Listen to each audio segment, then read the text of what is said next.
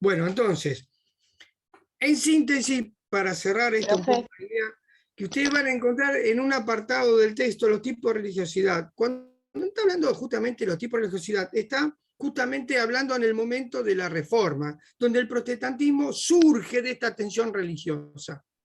Profe. Sí, sí, Marina. Dubbia hablaba ya de esta cuestión del proceso de cristiandad que fue muy lento, donde hablaba de los tesoros que se le dejaban a los muertos. A lo que yo me refiero con esto es que hay un proceso en donde lo pagano y el proceso de cristiandad se va como juntando, ¿no? Este respeto por no tocar las tumbas, a pesar de que había pillaje, digamos, porque lo menciona el autor así, de los saqueadores de tumbas, pero le tenían más miedo, digamos, a esa creencia que no era impuesta por el cristianismo, pero continúa luego al castigo de las almas, ¿no? De agarrar el tesoro que está.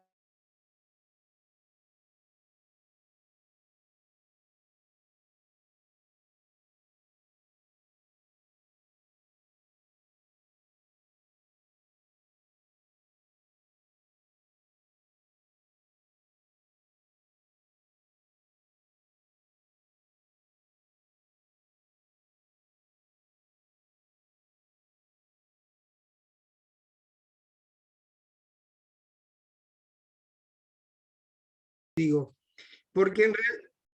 Ahí está.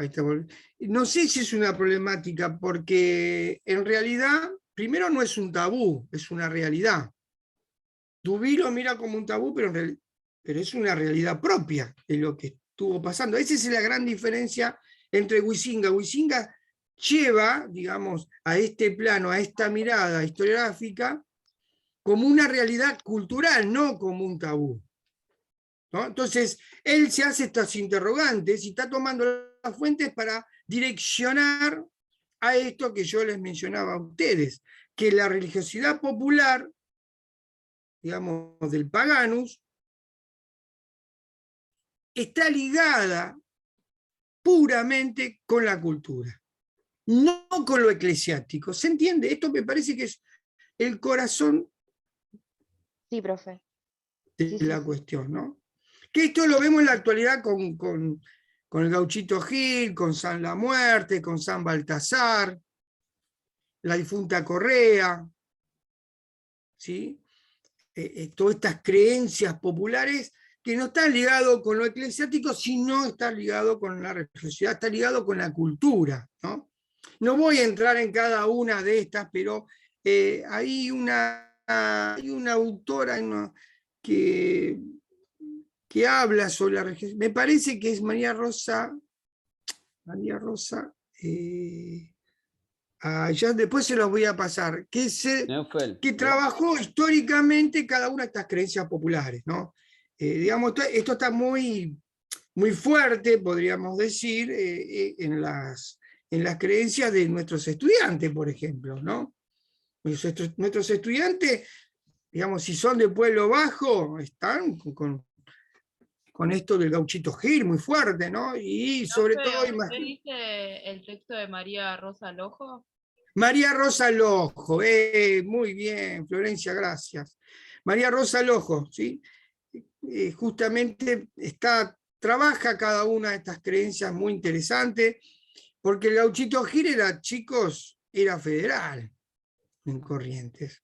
Digamos, hay un contexto político, ¿no? Es muy interesante, ¿no? El martirio del Gauchito Gil. Creo que lo van a canonizar en cualquier momento, creo que ya Francisco canonizó a un texto que yo daba hace 4 años de Fray Mamerto Esquiú, como ensayo, va a la casualidad que lo canonizaron el sábado, le dieron la beatificación, como una mirada distinta, era constitucionalista, ¿no? Cuando se conformó la Constitución de Catamarca, ¿cuál era la posición de Fray Mamerto? Eso era lo importante, ¿no? Una posición que era diferente a la construcción de un Estado constitucional, pero laico, y él sostenía de otra mirada. Bueno, pero digo, para que se entienda un poquito, ¿no?, esto de cómo la religiosidad popular es muy fuerte. Para los que son de Malvinas, por ejemplo, que ahora ya se han encargado de sacarlo, bueno, Vanina, que estuvieron encargados de sacarlo, por ejemplo, la fiesta de Mailín, ¿no? La fiesta de Mailín ya dejó de ser una religiosidad popular para ser una religiosidad eclesiástica. ¿Se entiende? Bueno, a eso me refiero. Bien, entonces, este tema de la religiosidad es un tema que hasta el día de hoy todavía tiene ciertas continuidades, ¿no? Por supuesto. Pero en este contexto, lo que podemos decir que es un indicador tremendamente interesante, es que la Iglesia, porque vamos a ver cuando lleguemos a ver la Reforma, tenía ya una tensión religiosa interna. La externa va a ser justamente, podríamos decir, el know-how, hablándolo desde términos vocísticos, ¿no? No solo sino de este proceso de cristiandad que se va a dar de un modo diferente.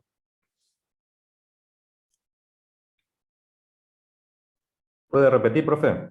Sí, que este proceso, va a haber un proceso dentro de la tensión religiosa interna con respecto a esta religiosidad popular que no estaba muy contenta con el clero alto, con algunos sacerdotes, con la corrupción que vamos a ver más adelante, sobre todo, que llevó la construcción de San Pedro, el tema de las indulgencias. Bueno, el tema de indulgencias es otro aspecto también importante, pero las indulgencias eran para los que tenían dinero, pero de eso, sobre todo le aplicaban la indulgencia a los mercaderes, y por eso también hubo ciertos problemas.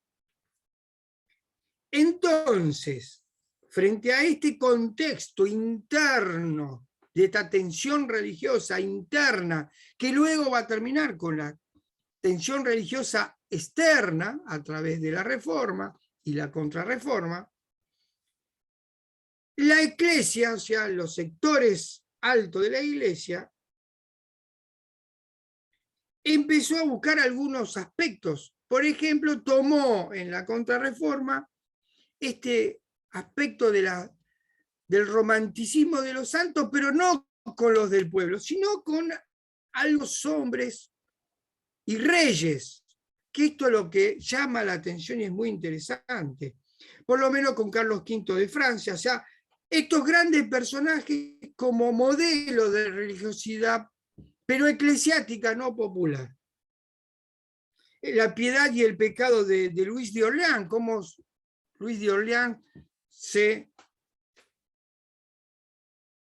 podríamos decir, convirtió al cristianismo, de Felipe el Bueno. Felipe el Bueno lo que tiene como algo, digamos, como de alguna manera tenía esa caridad con los pobres.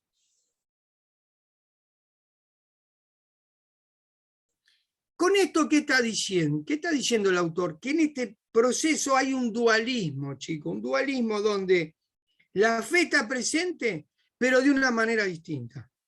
O sea que el mundo medieval iba cambiando. Iba cambiando un nuevo espíritu, el espíritu moderno, y el espíritu moderno está justamente en sus planes un proceso secular y laico. Porque aparece ahora un nuevo proceso que hasta el día de hoy, que es justamente la razón como explicación de todo. Ya no va a ser las religiones, cuando digo religión está incluida también el cristianismo ortodoxo, sino la explicación va a ser a través de la razón, no de los aspectos naturales y la razón. Luego, cuando tengan que dar Iván y Gabriel, vamos a ver que este ideal de santidad que estaba en el pueblo, el Renacimiento y la Contrarreforma no pudieron con este ideal. Que es impresionante cómo pegó, que en realidad la iglesia no es que sino que lo trajo del mismo pueblo y lo llevó a estos parámetros. Porque la conquista de la santidad está muy relacionado con lo sobrenatural, chicos. ¿Sí? Está muy ligado con eso, sobre todo todos los hechos de piedad excepcional. Juana de Arco ahora tiene otra mirada. Juana de Arco ya no es más la que fue torturada y que de alguna manera se había vestido como hombre para poder defender a Francia, ¿no? Ya ahora Juana de Arco pasa a ser una mártir y una personalidad que está muy ligada y va a ser una de las que se va justamente a canonizar como una de las grandes santas, ¿no? Y para cerrar el texto, esto me parece que está ligado con los valores de la santidad, ¿no? Lo que justamente en esta discusión que el autor también lo menciona es el proceso de los valores, ¿no? Los valores, digamos, me refiero a los valores propios de la modernidad que vienen ya con una concepción ya no colectiva de la cultura, sino con una concepción puramente del individualismo, porque la razón lo que viene a traer el individualismo que se viene acercando, ¿no? Un poder, el poder se va desplazando ya, digamos, ya no va a ser la nobleza, no van a ser los reyes, sino que va a ser justamente la razón. La razón, y sobre todo con una mirada propia del mercantilismo y sobre todo de la usura a través del surgimiento de los mercaderes y banqueros. Esto está muy ligado con esta mirada que da el autor, ¿no? De lo inmaterial, de cómo el pueblo religioso llega a un ascetismo. Ascetismo significa la ascesis, la elevación de lo inmaterial, ¿no? Fíjense en ustedes que también esto lo podemos vincular con Kush, ¿no? Cuando Kush habla, para entender América hay que pasar por la experiencia del hambre, por lo inmaterial, ¿no? Es una propuesta tremendamente interesante y que justamente en el análisis histórico no lo tenemos presente. Me parece a mí que es algo, es una arista que debemos tenerla nosotros en cuenta, digamos, porque la vamos a ver en nuestros estudiantes, ¿no? Que nuestros estudiantes, algunos están en algún momento donde hay un proceso inmaterial en su vida. Estamos. No sé si hay alguna pregunta, con esto me parece que cerramos el texto. Pregunta, no, Luis, pero ¿cuánto de politeísmo tiene ahora entonces el catolicismo? Como una vuelta, ¿no? Da esa sensación que de monoteísta mucho no queda si tenemos en cuenta las culturas, las regiones. Exactamente. Porque así como dijiste, ¿no? El Santito de Mailín, Gauchito Gil, la difunta Correa en San Juan. O sea, cada región tiene un santo, pero siempre uno por encima, como tenía Mesopotamia en Lil, que pasa exactamente igual. Es como una vuelta de a poco al politeísmo. Una cuestión así. Exactamente. Es podríamos decir un politeísmo jerarquizado, ¿no? Una cosa bastante, digamos, nosotros lo vemos porque somos occidentales como un politeísmo jerarquizado, como intercedores, pero para el pueblo bajo, ¿no? Digamos, es como una ventana, una puerta hacia un lugar. No sé si soy claro, Cristian. Hay una ¿no? lucha ahí, hay una lucha interna, el pueblo claro, con la jerarquización. Vos fijate que San la Muerte, y además hay toda una creencia tumbera dentro de la cárcel, ¿no? Viene de la Edad Media, porque en realidad el origen es la creencia al Cristo de la Buena Muerte. El Cristo de la Buena Muerte es el Cristo crucificado. Luego se fue transformando en eso, digamos, en una creencia nueva que le llaman San la Muerte, ¿no? Que ahí está la división de la religiosidad popular con la religiosidad que no es popular, ¿no? Que es eclesiástica o moderna. ¿Estamos? Esto es muy interesante para que ustedes tengan lectura también, un contacto con sus estudiantes, ¿no?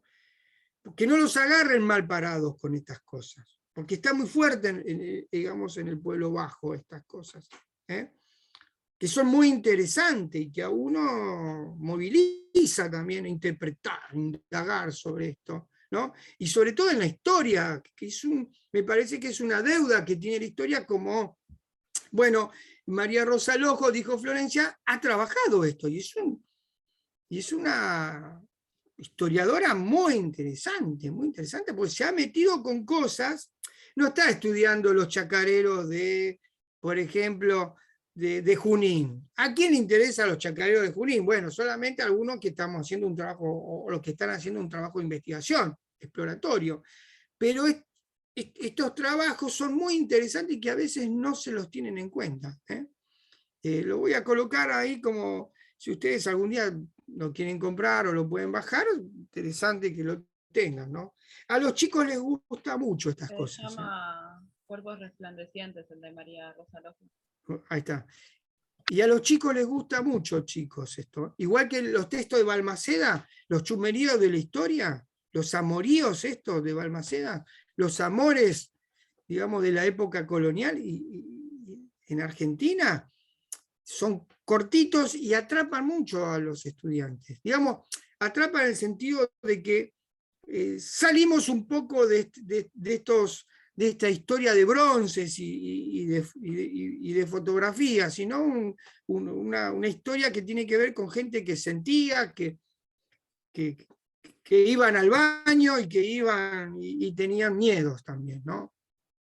Y también tenían alegrías y tristezas, y también se murieron, ¿no? Digo, estos son aspectos que debemos tenernos en cuenta, digamos, para la enseñanza de historia. Digo, utilizar todos estos recursos y estas metodologías son importantes en el momento. Digamos, esta historia de las mentalidades, me parece a mí, es una faceta importante para trabajar en el estudio de caso, ¿no? El estudio de caso, en vez de meternos tanto en alguna cosa, puede ser también que nos metamos en esto de la mentalidad, ¿no?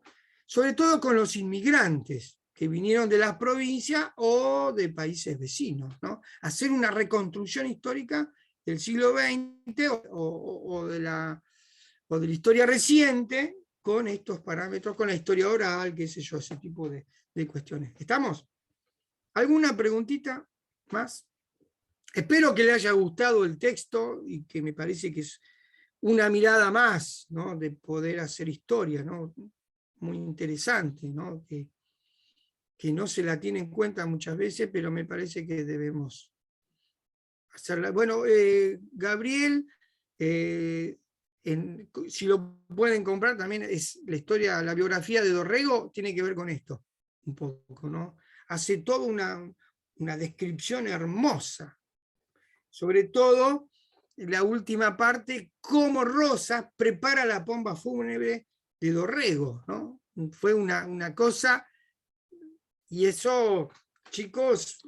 ¿De quién es, digo, profe? Disculpe. ¿Cómo? El autor, ¿de quién es? Gabriel Di Meglio. Ok. Encima utilizó citas de rockeros internacionales, están de AC/DC, hay sobre todo metálicos en las citas. Para vos, Cristian, ese te va a re Bueno, lo gustar. vamos a buscar. Ahí me gustó, ¿eh? Me gustó eso. Sí, muy, muy lindo. Utilizó citas, ¿no? Interesante, Gabriel, ¿no? Gabriel tiene estas cosas que pueda atrapar también al joven que es parte de una historia, porque lo que interesante de nosotros es que somos parte de una historia, no que estamos fuera de la historia, ¿no? Esto también tenemos que ser conscientes de lo que estamos hablando y analizando, ¿eh? ¿Estamos? No sé si me estoy olvidando de algo, pero creo que ahí estamos, ¿no? Bueno, ¿alguna pregunta más? No sé si Gabriel y Iván quieren hacer alguna pregunta antes que entremos a otro. No sé si cuando corte la clase le quería pedir si nos podemos quedar los tres, así hablamos una par de cositas. Bueno, Parece amenaza. bueno, sí, no Eso hay nomás, problema. No hay problema. Bueno, ya está, entonces con el texto. Listo, Esto Luis. me parece que... Profe, una consulta. Sí, María. En la última pregunta del trabajo dice grabar un video breve a modo de conclusión del tema. Sí, Eso, ¿cómo hay que hacerlo? por WhatsApp. Ah, tipo, nos grabamos a nosotros Sí, lo se que graban pensamos algo que a ustedes les parece que fue interesante. Ujú. ¿No? Ok, eso. Lo puse para que digo, quería ver cómo ustedes se expresan ahí, ¿no? En esa... ¿Qué moviliza todo esto, ¿no? Que no, esta perspectiva, ¿no? Clarísimo, profe. Gracias. No, a usted, María. ¿Algo más? ¿Cristian? No, Luis, listo. ¿Listo? Bueno, vamos a pasar a cómo se hace una reseña histórica. Vamos al PowerPoint. ¿Podremos compartir? A ver. Es el último aspecto.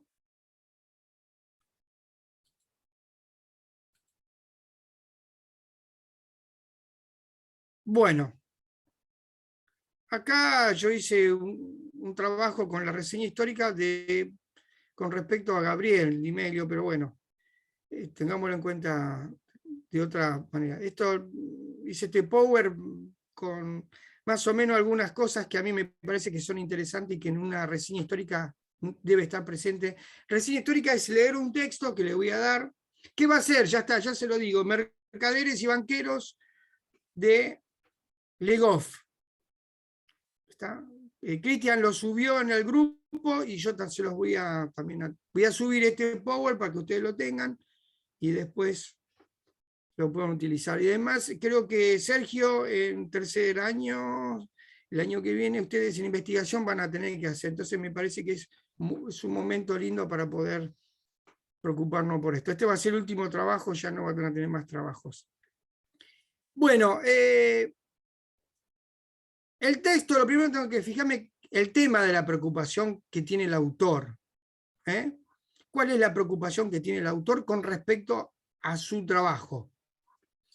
¿Qué enfoque histórico tiene? Ustedes esto ya lo tienen bien claro, ¿no? Hoy vimos historia de las mentalidades con historia cultural, ¿no? Bueno, vamos a ver cómo Le Goff, desde dónde está parado y de dónde mira la historia. El tipo de estudio, ¿no?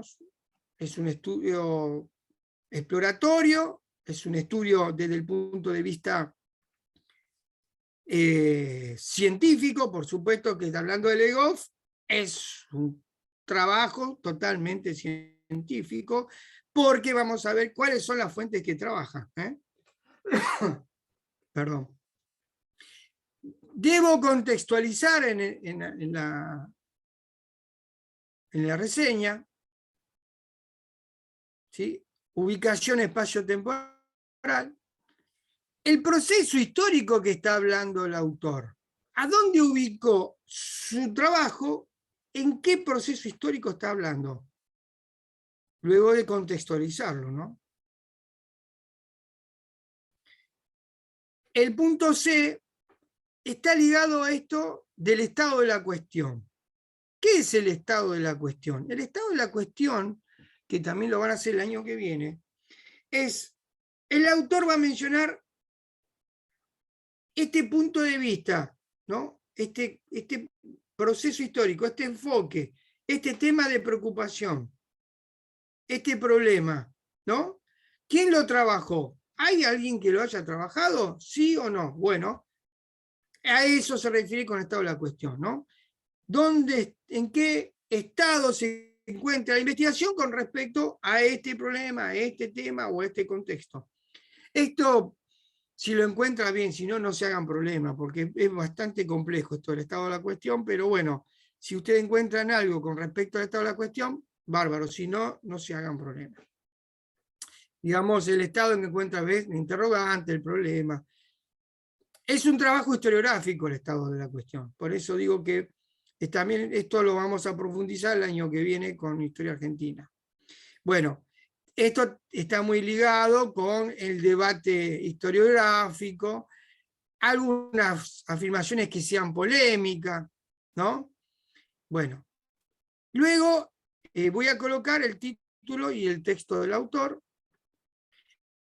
Y acá vieron que les puse puntos suspensivos para que ustedes coloquen y completen de alguna manera también la idea de la reseña. Este es un poco lo que me pareció a mí que sería. Entonces, voy a poner la obra del autor, en este caso de Legoff, bueno, y algunos argumentos del libro. ¿Qué argumentos tiene el libro con respecto a la reseña? Y luego, ¿qué es lo que propone demostrar el autor? ¿Qué es lo que quiere demostrar en su trabajo? El punto E, se preocupa por explicar o explicitar los conceptos. ¿Qué conceptos trae aparejado el autor y qué trabaja? Y aclara algunos términos. Por ejemplo, acá el de Gabriela de política, pero ahí puede ser sobre la mentalidad, sobre la economía. ¿Sí? Estamos sobre ahí Legoff está mezclado un poquito la economía con la mentalidad justamente del mercader. Con algunos términos, ¿no? Y esto es un ejemplo, porque yo puse que uno de los términos que utilizó Gabriel es de Hispanoamérica, ¿no? Entonces, bueno, lo coloqué así, pero a modo de ejemplo, ¿sí? Bueno, ¿cómo está estructurado el trabajo? ¿Se compone de una introducción o no hay introducción? Y si hay introducción, ¿qué se plantea en esa introducción? ¿Sí? Entonces yo cuando hago mi reseña, tengo que en mi trabajo colocar una introducción y en la introducción, ¿qué plantea el autor? Los objetivos del autor, qué opciones teóricas tiene y los aspectos. Cuando digo aspectos, si son político, económico, social, cultural, esos son aspectos. Las metodologías que utilizan en sus fuentes, ¿qué fuentes está marcando?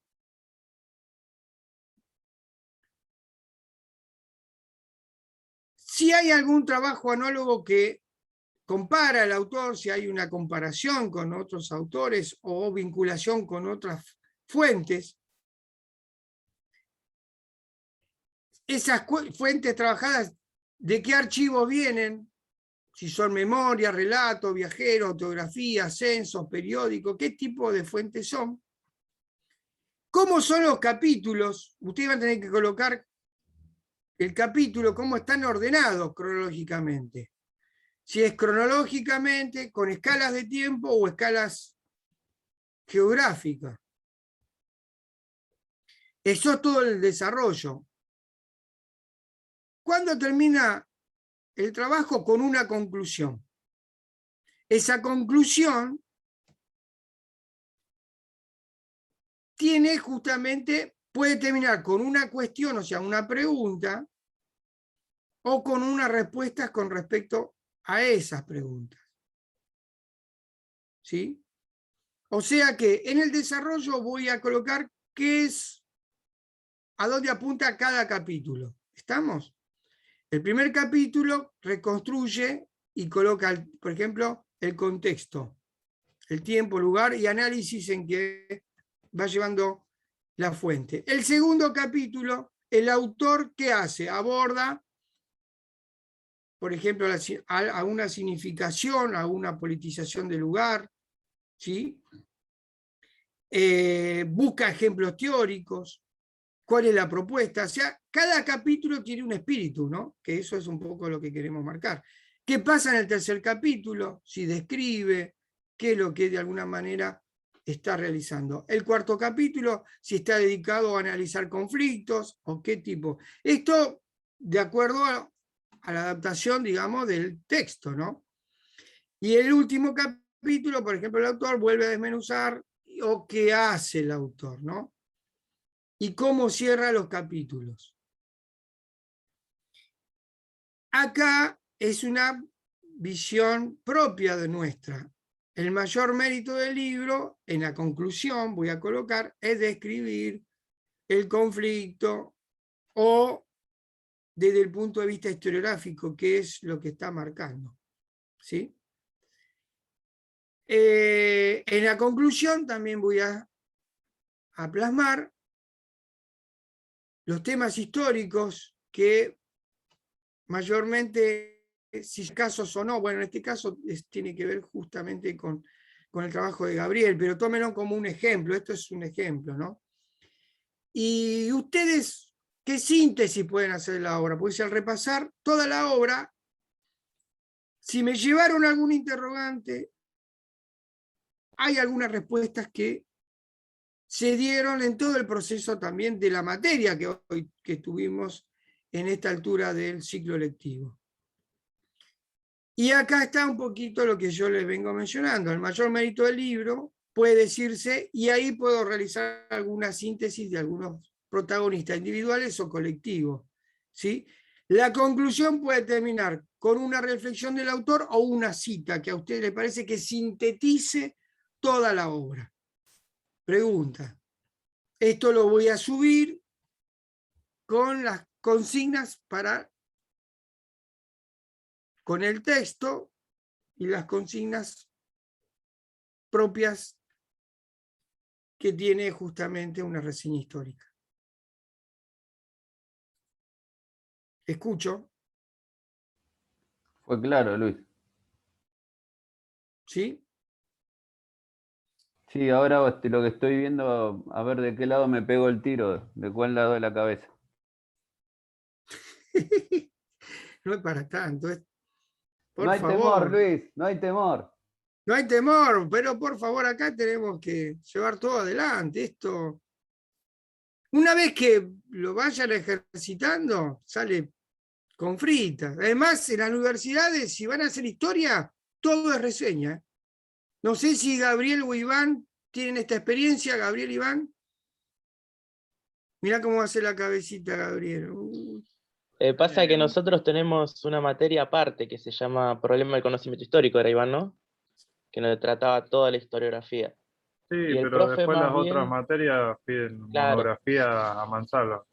Claro, ¿ven? monografía, Ojo que una cosa es la monografía, otra cosa es una reseña histórica. por La eso. reseña histórica es como una síntesis del libro desde una perspectiva subjetiva de quien lo lee. Es como que ustedes me cuentan el texto desde el punto de vista como estudiante o profesores, ¿sí? Como estudiantes van a contarlo desde una mirada. Cuando sean profesores van a tener otro análisis mucho más académico. ¿Se entiende? Digamos, es un poco donde el rol que tiene cada uno dentro de la reseña. Sí, nos han pedido y por ahí lo que más nos pidieron son más monografías, pero reseñas también nos Claro, pidieron más bastante. monografía. Bueno, no sé si hay alguna pregunta más, Florencia, No, profe. ¿no? Cintia, Jazmín, Luna, María, Mariela, Nicolás, Roberto, Yanina. La verdad, profe, que el PowerPoint muy claro. ¿Sí? Bueno. Sí, a lo que quiere ir, que es la reseña histórica, está bien. Sí, después en la consigna voy a especificar bien qué cantidad de hojas o caracteres para hacerlo bien universitario, para que ustedes puedan tener un ejercicio previo, ¿no? Ya ejercitando este tipo de metodologías. ¿Está? Sí, profe, a medida que van a ir surgiendo dudas, así que a medida que vamos a ir trabajando con la reseña histórica, le vamos a ir preguntando, supongo yo, o al menos yo. Es Sí, como sí, que... por supuesto. Ya esta semana lo subo para presentarlo en octubre. ¿Sí? Bien, bien, gracias, profe.